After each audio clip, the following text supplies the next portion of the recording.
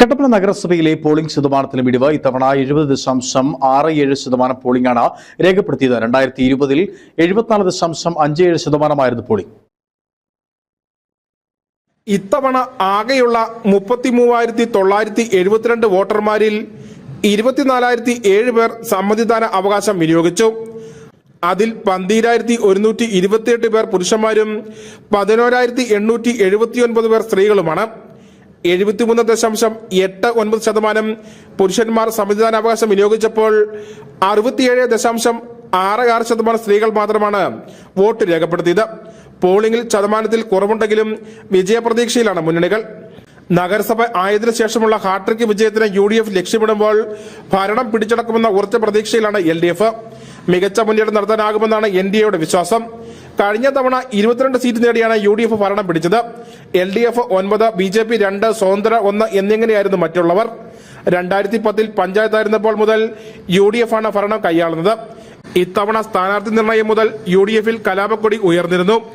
ഇതേ തുടർന്ന് UDF-ന്റെ ഔദ്യോഗിക സ്ഥാനാർത്ഥികൾക്കെതിരെ മത്സരരംഗത്തിറങ്ങിയ കോൺഗ്രസ്, മഹിളാ കോൺഗ്രസ് ഭാരവാഹികളായ 5 പേരെ പാർട്ടിയിൽ നിന്ന് പുറത്താക്കുകയും ചെയ്തു.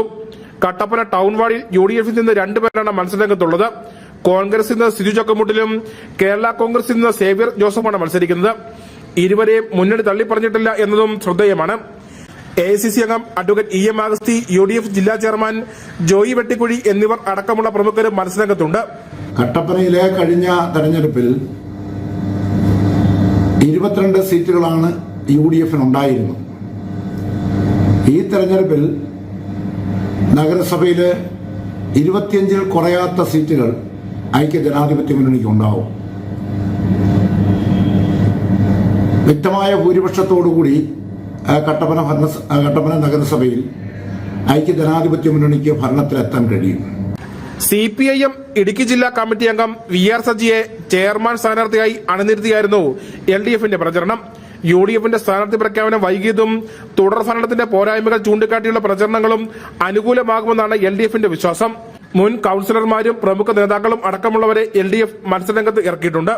സമാനതകളില്ലാത്ത വികസന പ്രവർത്തനങ്ങളും നേട്ടങ്ങളുമാണ് ഇതിലേക്ക് നൽകിയിട്ടുള്ളത്.